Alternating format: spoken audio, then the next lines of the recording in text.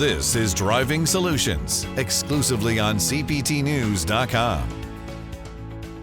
Hey everyone, I'm Jim Fitzpatrick. Thanks so much for joining us today. Joining us in the studio is Ted Rubin, the CEO of ActivEngage, a people-powered, web-based live chat and communication solutions provider, and Phil Battista, who's the president of J.D. Power Dealership Technologies and Modern Retailing. Gentlemen, I want to thank you so much for taking the time out of your busy schedule to join me here in the studio, and as well as you, Phil. I know that you're zooming in here as we do nowadays, so thank you so much for joining us as well. Ted, let me kind of start with you here if I can. What are the trends that are coming up in the dealer consumer online car sales? I mean, we hear so much about it, and consumers are out there that they're doing more and more online, as we know.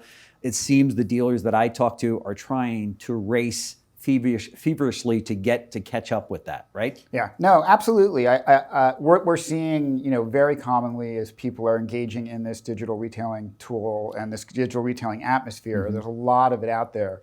Dealers themselves are trying to figure out what the best ones are and which ones can help the customers navigate more easily. Sure. And really that's moving the entire customer base to utilize these digital retailing tools even more as they become easier, as they become more integrated with the fluidity of the process, I think, of helping a customer to navigate, not so much just say, hey, I'm going to put you in the buying process, right, but as they help them kind of maneuver through the search and get involved, with customer advocates or things like that to be able to kind of help them, get through into the sales process. Because in the beginning, it looked like they were all just kind of, hey, you want to buy a car? Here you go.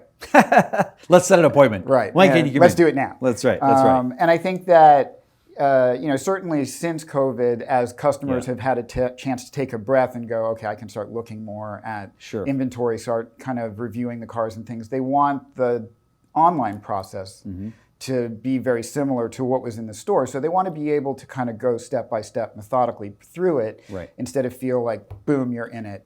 Right. Now I have to be able to get there. That's right. That's right. Phil, have you seen that to be the case as well?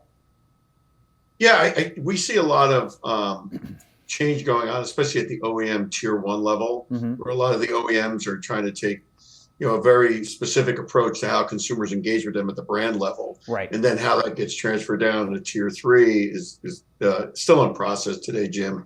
But definitely we see the push being at the tier 1 level where the OEMs are driving the new buying experience on their brand sites today.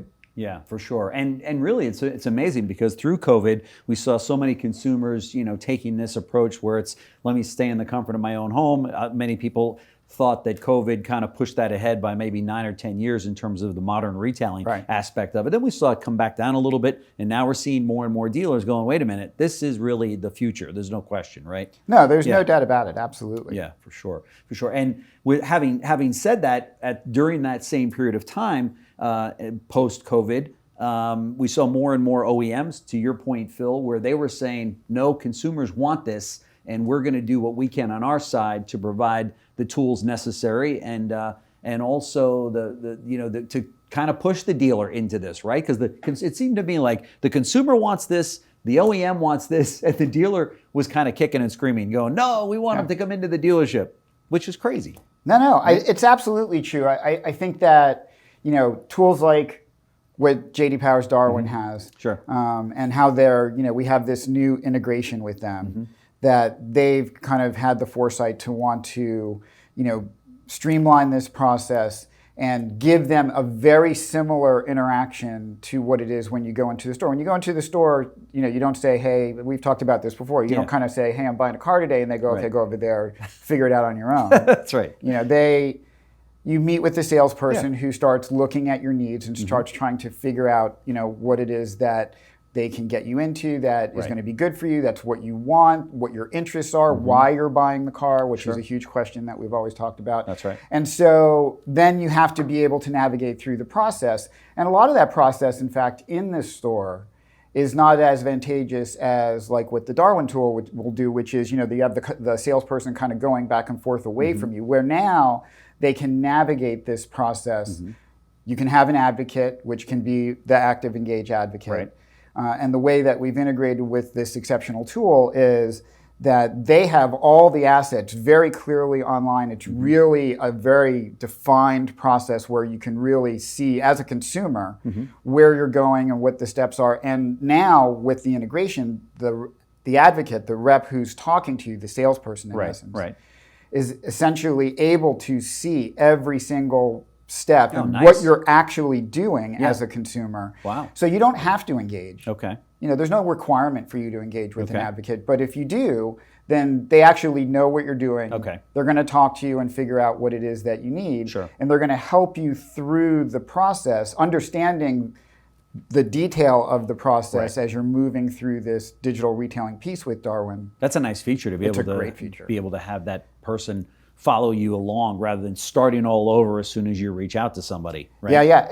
I mean, I don't think that it's possible. There's a lot of digital retailing tools that are out there that are kind of, they don't really follow a true process. If you kind of break their system, if you kind of move away from an area, then it's not as easy. And what Darwin did, what J.D. Power's Darwin did, was they made it so that you can kind of engage at any point, even without an advocate. Right. But the advocate will always know. So as soon as you do engage, they know exactly where you are. They know what the next step should be. But if the customer wants to jump, if they want to bounce from looking at vehicles to go right into a credit app, or if they want to take a step back and they want to know, well, I'm looking at a car I've looked before, but I want to find some aftermarket products, so I want to know what the extended warranties are. Then you can move around inside the Darwin process pretty well. Very nice. Which is super cool. Yeah. And it's really just giving what the customer needs at the moment that they're asking the questions, or giving them what they want. And if they want to engage, then it's there. Sure. And that person knows what's happening. And if they don't want to engage, then they can follow the process on their own, because it is a pretty easy process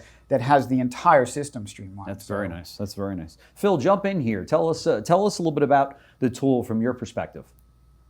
Yeah, so Jim, just to go back a little bit, the cat's kind of out of the bag, right? COVID brought to the table these new aggressive tools for consumers. That's right. And we're never going to go backwards, right? Consumers still want them now. OEMs see benefits from that. Yep. It's kind of like when dealers were afraid to put their cars on websites. Could you imagine a dealership today That's saying, right. You wouldn't have a dealership.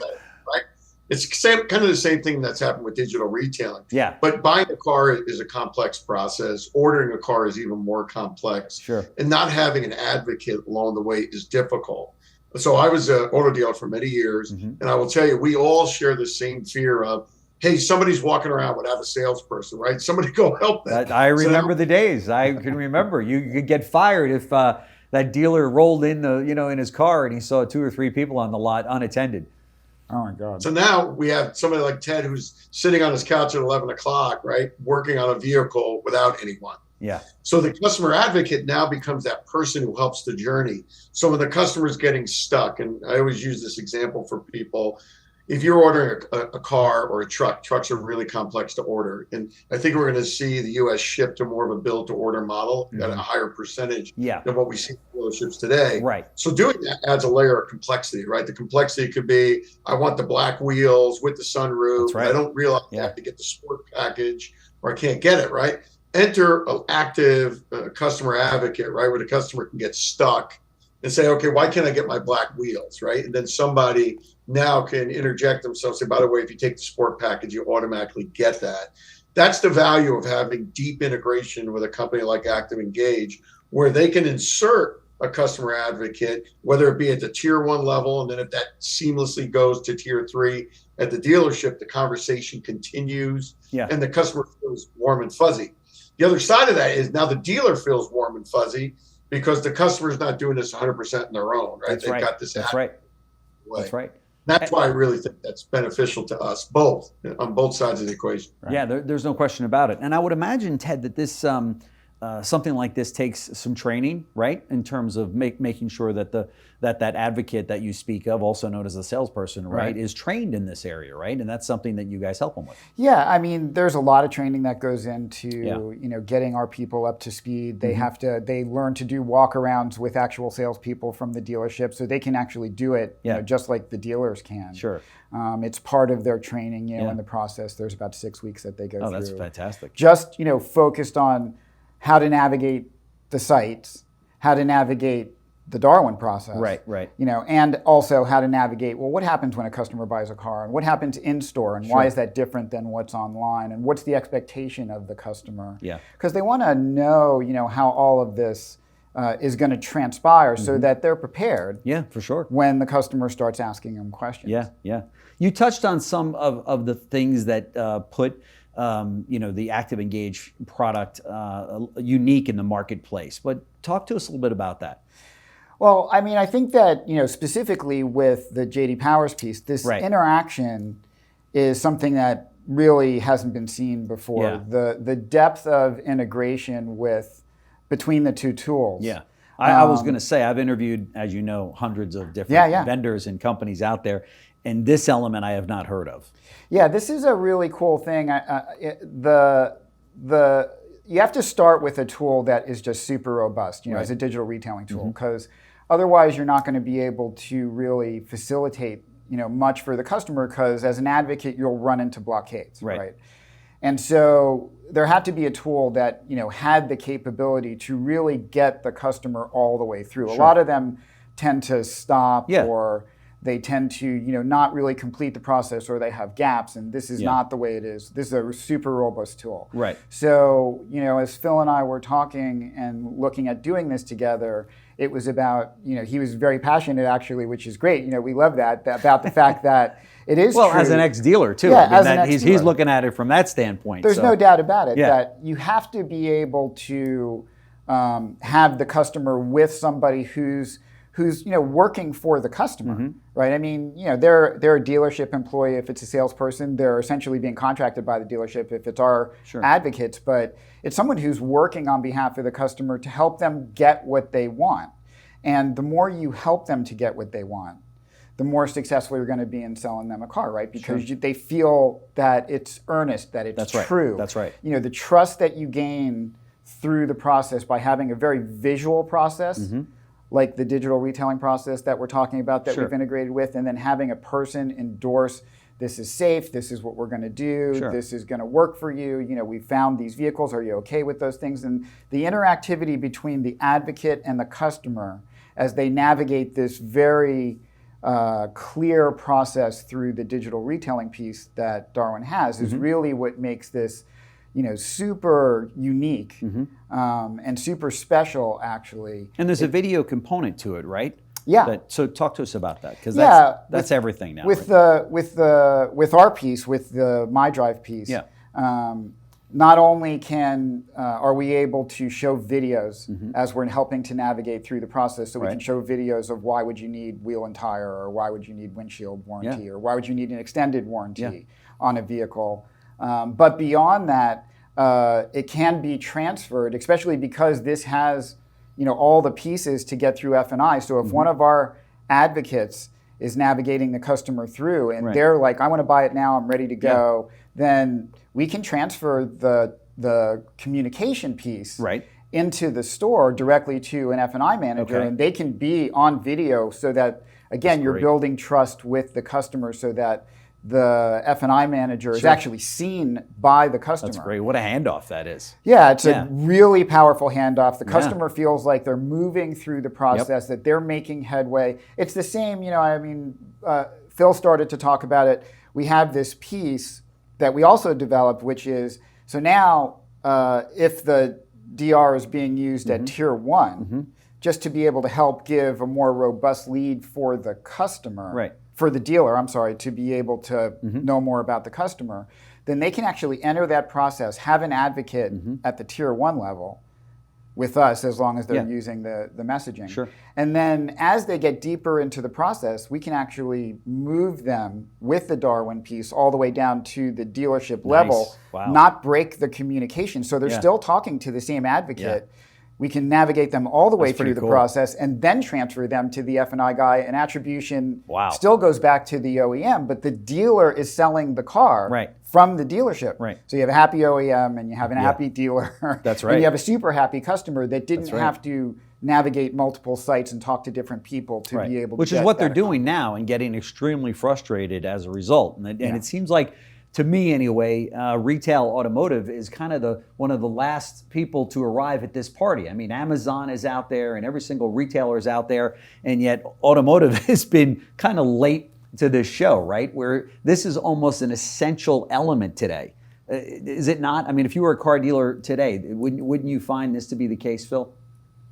Yeah, I mean, the good news is I'm on the ground with dealers every single week, right? Yeah. So I see it firsthand. Yeah. But don't forget, a car transaction is very complex. Yeah. So if you look at some of the other OEMs outside of our traditional OEMs that have tried direct to consumer, right, it's great until it doesn't work, right? Where the customer gets stuck. And that has to do with the complexity of the transaction. Sure. So even some of the, what I'll call early innovators, thought about this process of, hey, we can be like Amazon and hit a transaction at the same level, and found out that they stumble. Yeah. Because the percentages, right, just don't speak to the success. So JD Power, we're a data analytics and software company. So the data suggests that customers want to do this. The analytics tell us they're frustrated. More people are using it. Yeah. And software fix that solution, right? The software here is the customer advocate. So now we take all this great technology that exists, not just ours, but others, and now you start interjecting the ability to have a customer advocate in the process. It brings the level of complexity down, right, and drives utilization up, right? Yeah. And that's what we've seen from a data and analytic perspective. So we think that this is the path, and it's going to continue to grow and get better and better. Where if a consumer wants to take what we like to call the off-ramp and say, oh my God, I'm stuck. I don't know what I'm doing. Or I don't know what this means. I can't get to the right payment. Right. Where do they go? Right. They can, one of the paths they can choose is obviously to go to the dealership. Another path could be, hey, I want to engage my customer advocate to solve this. We need to be able to provide that to them. Yeah, for sure. If you look analytically, the data suggests that the single most important part of the purchase is still the test drive. Well, we can't do that online yet, right? Right. But what we can do is generate excitement about that, right? Ted talks about some of the videos, professional drivers in the car trying to elicit that same emotion online. Yeah. And then we can also say, hey, by the way, we have the ability to bring a car to your doorstep tomorrow for you to test drive. Would you like to do that? Sure. Now that's where the customer advocate comes back in, right? So the video technology provides the consumer some excitement without physically touching the metal, smelling the car, et cetera. Then the advocate closes the deal by saying, hey, let's get you into the vehicle, whether or not you want to come into the dealership, or I'll bring a car to your office or drop a car to your house. Right. So kind of close the loop. Sure. And isn't it true that I mean, we see vehicles obviously now through Carvana and Vroom and some of the other people out there that are literally selling the car even without a demo drive or somebody sitting in it. More and more consumers seem to be okay with that, right? I mean, especially if there is somewhat of a liberal return policy. So if a dealer says, look, we're going to do the whole deal, we're going to ship it to you. Listen, if for any reason you don't like it over the course of the next couple of days, then we don't worry about it. We'll take it back, we'll rip up the car, whatever it might be. Some of the dealers that I'm talking about, or talking to, I should say, do that. And they have a lot of success with that. So is it safe to say that fewer consumers each year are requiring, I should say fewer are requiring, a demo drive and to sit in the car. And they're just going, look, I love the car. It's my third, BMW or Toyota or whatever the case might be. Send it over to me. Let me get this whole deal done. So you brought up a lot of good points. I know. Sorry about that. It's a loaded question. Let's buck it down. I'm too old now to work that fast, but I'll do my best. So you broke it into a couple buckets that we need to think about. One, consumers definitely interact with pre-owned vehicles very differently than they do in the new car side. Okay. On the new car side, right, there's a different level of emotion that exists, right? The new car smell. In some cases, it could be the first new vehicle for a person, right? Yeah. That's a separate bucket on the new car side compared to pre-owned. Sure. When you start talking about highlines, what we've seen in the luxury brands, there is a propensity. If I've had 5 Mercedes, and I just want to see the brand new E350, I might buy that or lease that without actually having to drive the car. Mm-hmm. Unless the model has changed, right? Unless there's new body style enhancements in the vehicle, then I would argue that the data points that customer wants to get into that car. Mm-hmm. So I think it's important to bucket them. But you're spot on in the Carvana Vroom model. they know that they have to be able to have a liberal return policy because the consumer can't drive that vehicle, right? So that's a buffer for them against the no demo ride philosophy. So we coached a lot of dealers around that, saying the same thing, right? If you're going to be in the pre-owned world, you want to sell direct to consumer online, because where that number starts to trend positively for the dealership is a unique pre-owned vehicle. Let's say a customer is looking for a used Shelby GT500, 5-speed or 6-speed, right, with under 50,000 miles. They find one in Texas. Sure. They don't care about driving that car. They want to have that car shipped to them. They want to buy that specific. That's right. Vehicle. Yeah, it's a good point. Demo is less important there.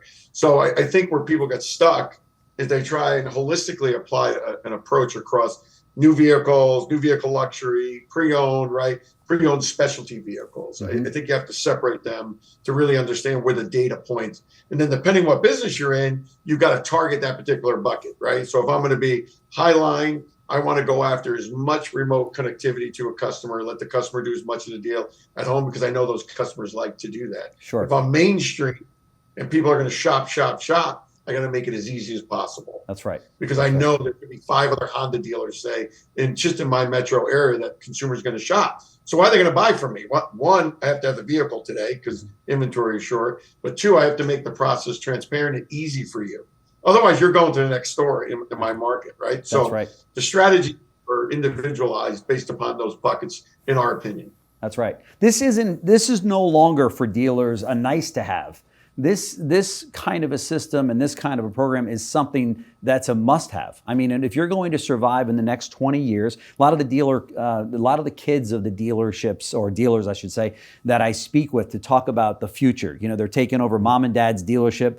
They'll tell you right up front, one of the things that they really want to get right is online sales, is modern retailing, so to speak, and if we don't get that right as running the dealership, then we're gonna maybe not survive, because the OEMs want it, the consumers want it. It's funny because when you talk to the parents just a year or so ago, or 2 years ago, they were like, "Well, it's not necessarily that important."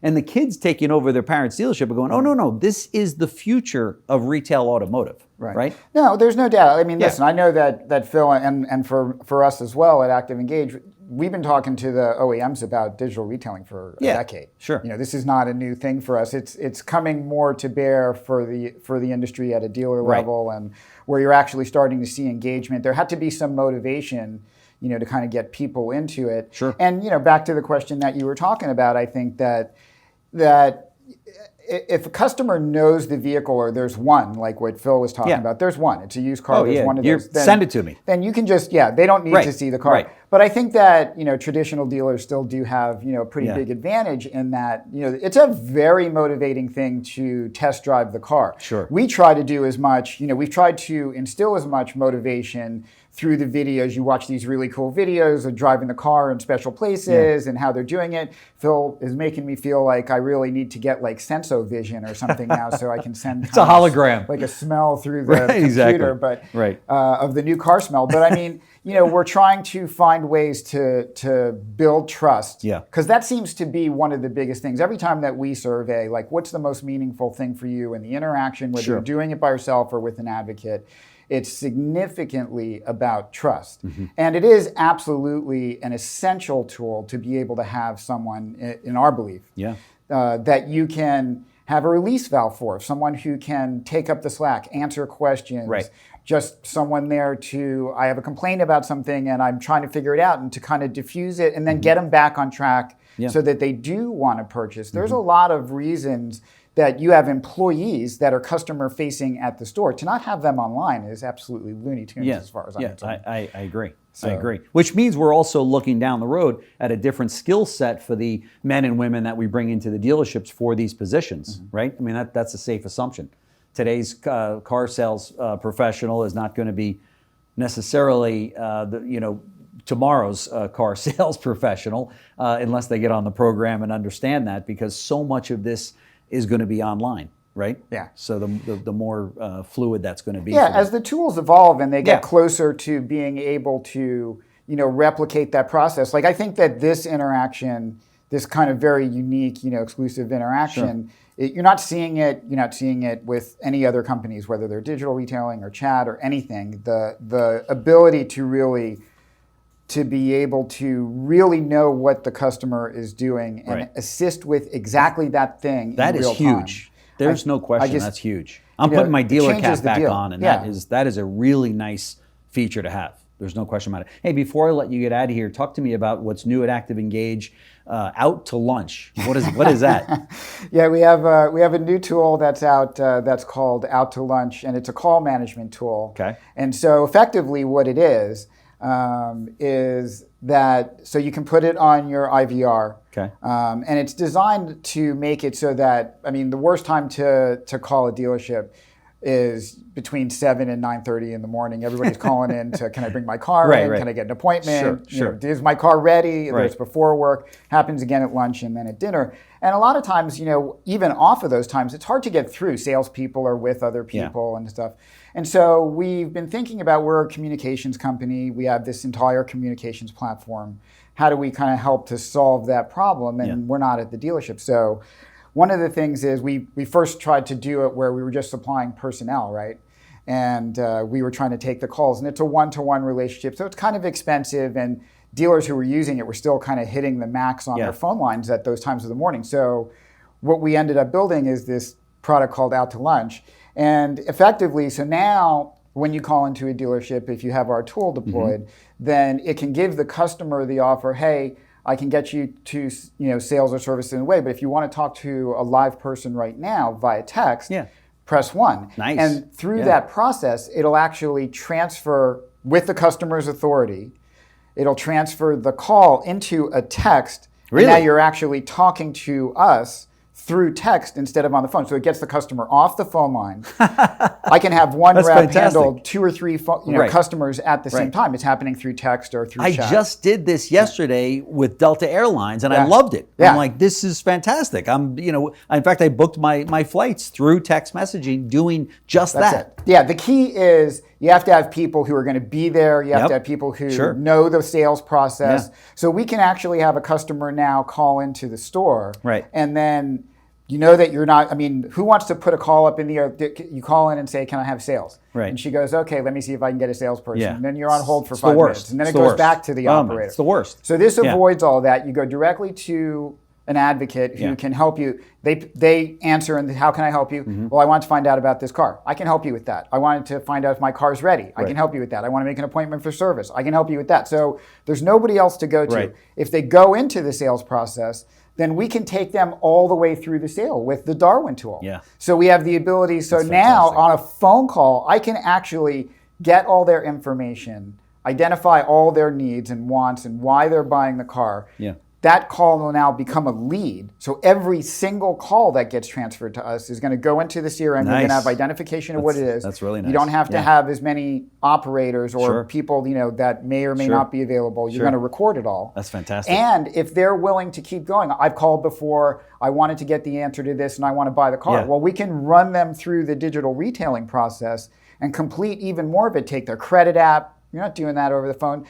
Identify what it's actually going to do for them, what their actual pricing is, and move them through the sales process. So now what's left to do is that for them to just deliver the car. That's right. Wow. That is really nice. There's no question about it. I remember listening, I'm sure, Phil, you can back me up on this. You would listen to the phone calls coming into your dealership through all of the different platforms that are out there. You never made it through like the third call. And you'd say, please hang up. I can't do this, okay? We're spending $1,000 a car in advertising and nobody's answering the phone. And if they do, they're answering it completely wrong. So I commend you on that. That is a tool that is just incredible. So Phil, I'm going to give you the last word on this. What do you want the dealers to know about this?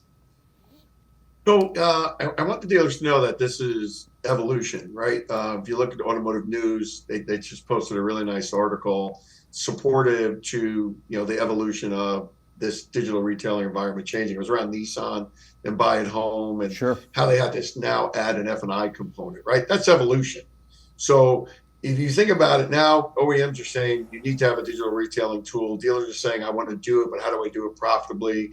We say that you need to do that with F&I, and now it's being supported. So if you're going to put F&I in it, you need to have the next evolution of a customer advocate because it's complexity again, right? Okay, can I get this with a service contract with no deductible instead of $500 deductible? How does the customer get that question answered? So this is a continual evolution to us. So dealers need to embrace it. Yeah. They need to give feedback, right? Because you're going to see this. Companies like Ted's are going to continue to evolve, right? They're going to continue to change the space. And dealers need to get their arms around it. And the ones that are afraid, I would ask them if they want to challenge themselves to turn off their websites, right? That they didn't have 15 years ago and see if they want to continue to exist. That's what digital retailing is, right? At some point in time, they're going to recognize that this is a must-have, not something that's nice to have. So I challenge the dealers to challenge themselves. That's right. I couldn't agree more. Ted Rubin, CEO and founder of ActivEngage, and Phil Battista, president of J.D. Power Dealership Technologies in Modern Retailing. Thank you to both of you for joining me on the show. I very much appreciate you taking the time. Thanks very much for having us. Thank you. Thanks, Jim. Thanks, Ted. Thank you. Thanks for watching Driving Solutions, exclusively on CPTnews.com.